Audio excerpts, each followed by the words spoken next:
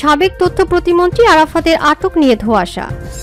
শ্রমিক হত্যায় সাবেক স্পিকার শিরিন শারমিন সহ 17 জনের নামে রংপুরে মামলা। পুলিশের অতিরিক্ত কমিশনার হারুন ও তার স্ত্রীর বিদেশ যাত্রায় নিষেধাজ্ঞা। ছাত্র আন্দোলনকারীদের সন্ত্রাসী জঙ্গি আখ্যা দিয়েছিলেন আরাফাত।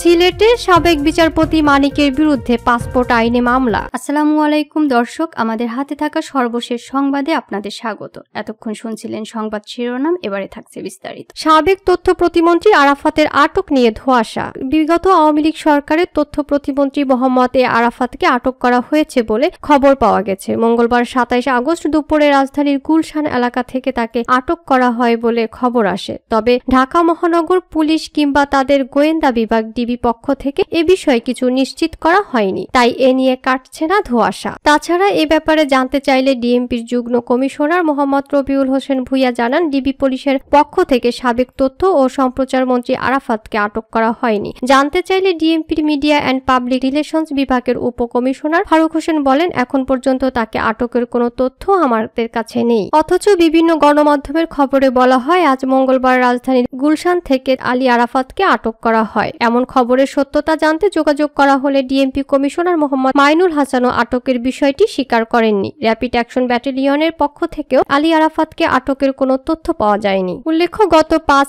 আগস্ট শেখ হাসিনা দেশ ছেড়ে পালিয়ে গেলে আওয়ামী লীগ সরকারের পতন ঘটে। একাধিক আওয়ামী লীগ নেতাকর্মীর মতো আত্মগোপনে চলে যান 2023 সালের জুলাইয়ে ঢাকা 17 আসনের উপনির্বাচনে প্রথমবার সংসদ সদস্য হওয়া মোহাম্মদ আলী আরাফাত। এরপর গত 7 জানুয়ারি নির্বাচনে আবারও বিজয়ী হন তিনি। তাকে তথ্য মন্ত্রণালয়ের দায়িত্ব দেওয়া হয়। কোটা সংস্কার আন্দোলন চলাকালে কবি নজরুল সরকারি কলেজের শিক্ষার্থী তাহিদুল ইসলাম নিহতের ঘটনায় দায়ের করা মামলার আসামি করা হয় সাবেক এই প্রতিমন্ত্রী আরাফাতকে। সাবেক প্রধানমন্ত্রী শেখ হাসিনা সহ আরও 46 জনকে ওই মামলার আসামি করা হয়। এছাড়াও আরও কয়েকটি মামলার আসামি আরাফাত। শ্রমিক হত্যায় সাবেক স্পিকার শিরিন শারমিন সহ 17 জনের নামে রংপুরে মামলা। রংপুরে বৈষম্য বিরোধী ছাত্র আন্দোলনে মুসলিম উদ্দিন মিলন নামে এক শ্রমিক নিহতের ঘটনায় সাবেক স্পিকার শিরিন শারমিন চৌধুরী সহ 17 জনের বিরুদ্ধে হত্যা মামলা করা হয়েছে। মঙ্গলবার 27 আগস্ট দুপুরে মেট্রোপলিটন কোতোয়ালি আমলি আদালতের বিচারক রাজু আহমেদের আদালতে মামলাটি করেন নিহতের স্ত্রী দিলরুবা আক্তার। নিহত মুসলিম উদ্দিন মিলন একজন স্বর্ণ শ্রমিক ছিলেন। নগরীর পূর্ব গণেশপুর এলাকায় তিনি বাস করতেন। এদিকে মামলার আসামি সাবেক স্পিকার ছাড়া অন্যরা হলেন সাবেক বাণিজ্য মন্ত্রী টিপু মুন্সি, সাবেক সংসদ সদস্য নাসিমা জামান ববি, রংপুর বিভাগীয় কমিশনার জাকির হোসেন, রংপুর রেঞ্জের সাবেক ডিআইজি আব্দুল বাতেন এবং আরও অনেকে। মামলার এজাহারে বলা হয়, গত 19 জুলাই কোটা সংস্কারের দাবিতে বৈষম্য বিরোধী ছাত্র আন্দোলন চলাকালে সিটি বাজার এলাকায় পুলিশ ও আওয়ামী লীগের নেতাকর্মীদের সঙ্গে ছাত্র জনতার সংঘর্ষ হয়। সেই সময় আসামিদের প্ররোচনা ও উস্কানিতে পুলিশ সদস্যরা এলোপাথারি গুলি করেন। এতে মিলন গুলিবিদ্ধ হয়ে নিহত হন। পরে আসামিদের চাপে লাশের ময়নাতদন্ত ছাড়াই তড়িঘড়ি করে দাফন করা হয়। মামলা দায়েরের বিষয়টি নিশ্চিত করেছেন বৈষম্য বিরোধী আইনজীবী আন্দোলনের সদস্য সচিব অ্যাডভোকেট পলাশ কান্তি নাগ।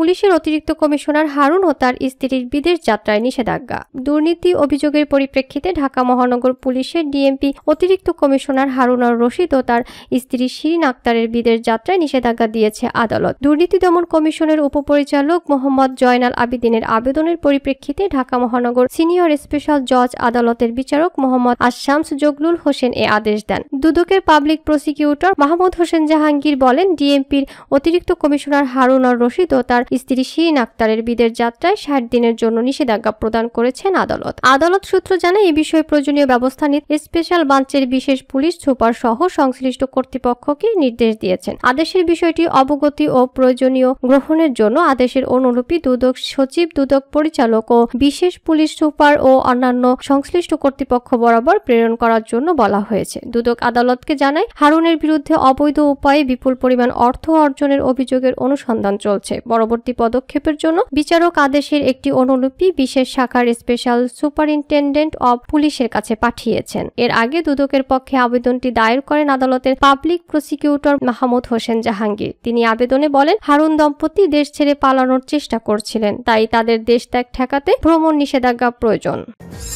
ছাত্র আন্দোলনকারীদের সন্ত্রাসী জঙ্গি আখ্যা দিয়েছিলেন আরাফাত। মোহাম্মদ আলী আরাফাত বৈষম্য বিরোধী ছাত্র আন্দোলনের সময় আন্দোলনকারী শিক্ষার্থীদের সন্ত্রাসী জঙ্গি ও মাদকাসক্ত আখ্যা দিয়ে বিতর্কিত ও সমালোচিত হয়েছিলেন। পদচ্যুত সাবেক প্রধানমন্ত্রী শেখ হাসিনা সরকারের মন্ত্রিসভার তথ্য ও সম্প্রচার প্রতিমন্ত্রী ছিলেন তিনি। মঙ্গলবার 27 আগস্ট বিকেলে রাজধানীর গুলশান এলাকা থেকে সাবেক তথ্য প্রতিমন্ত্রী মোহাম্মদ আরাফাতকে গ্রেপ্তার করেছে আইনশৃঙ্খলার বাহিনীর সদস্যরা, এমন খবর কয়েকটি গণমাধ্যম সূত্রে স্ক্রল ও সংবাদ প্রকাশিত হয়। এর আগে গত 22 জুলাই সাবেক তথ্য প্রতিমন্ত্রী আরাফাত বলেছিলেন, আপনারা টেলিভিশনে দেখেছেন ওদের চেহারা, অ্যাপ্রোচ, এক্সপ্রেশন, ড্রেস আপ, কোথাও আপনাদের মনে হয়েছিল কোমলমতি ছাত্র এরা? পুরো বোঝা যাচ্ছে এটা একটা জঙ্গি দল আসছে, আক্রমণ করছে আর চলে যাচ্ছে, এবং এই ধরনের প্রমাণও পাওয়া গেছে। অনেককে ড্রাগ দেওয়া হয়েছে, এজন্য তারা বুক পেতে পুলিশের সামনে চলে আসে। এর আগে কয়েক বছর ধরে আওয়ামী লীগের হয়ে নানা বুদ্ধিবৃত্তিক কাজে যুক্ত ছিলেন আরাফাত। টকশোতে আওয়ামী লীগ ও সরকারের পক্ষে কথা বলেন। 2022 সালের ডিসেম্বরে প্রথম আওয়ামী লীগের কেন্দ্রীয় কমিটির নির্বাহী সদস্য হন তিনি। গত বছরের জুলাইয়ে ঢাকার অভিজাত এলাকা হিসেবে পরিচিত ঢাকার 17 আসনের উপনির্বাচনে বেসরকারিভাবে নির্বাচিত হন আওয়ামী লীগের প্রার্থী মোহাম্মদ আলী আরাফাত। পরে দ্বাদশ জাতীয় নির্বাচনে সংসদ সদস্য হয়ে শেখ হাসিনা সরকারের মন্ত্রিসভায় তথ্য ও সম্প্রচার প্রতিমন্ত্রীর দায়িত্ব পান মোহাম্মদ আরাফাত। সিলেটে সাবেক বিচারপতি মানিকের বিরুদ্ধে পাসপোর্ট আইনে মামলা। অবৈধ ভারতে প্রবেশের চেষ্টার অভিযোগে সাবেক বিচারপতি এম শামসুদ্দিন চৌধুরী মানিকের বিরুদ্ধে সিলেটে মামলা হয়েছে। কানাইঘাট থানার উপপরিদর্শক এসআই পীযূষ দে বাদী হয়ে এ মামলা করেন। সোমবার 26 আগস্ট রাতে এ তথ্য নিশ্চিত করেছেন কানাইঘাট থানার ভারপ্রাপ্ত কর্মকর্তা ওসি জাহাঙ্গীর হোসেন সর্দার। মামলার বিবরণে বলা হয়, পাসপোর্ট ও ভিসা ব্যতীত অবৈধভাবে বাংলাদেশ সীমান্ত দিয়ে ভারতে প্রবেশের অপরাধ করেছেন এম শামসুদ্দিন চৌধুরী মানিক। সিলেট সূত্রে জানা গেছে, এই মামলায় আটক মানিককে গ্রেপ্তার দেখানো হবে। বর্তমানে কারারক্ষীদের নিরাপত্তায় Sylhet MAG Osmani medical college হাসপাতালে চিকিৎসাধীন রয়েছেন বিতর্কিত সাবেক এই বিচারপতি। এর আগে গত শুক্রবার রাতে সিলেটের কানাইঘাটের সীমান্ত থেকে অবৈধভাবে ভারতে পালিয়ে যাওয়ার সময় তাকে আটক করে পুলিশ। পরদিন শনিবার 54 ধারায় গ্রেপ্তার দেখিয়ে তাকে আদালতে প্রেরণ করে কানাইঘাট থানা পুলিশ। এদিন বিকেলে সিলেটের আদালতে তোলার সময় উত্তেজিত জনতা তাকে লক্ষ্য করে ডিম ও জুতা নিক্ষেপ করে। এ সময় শারীরিকভাবে হেনস্থার শিকার হন তিনি। পরে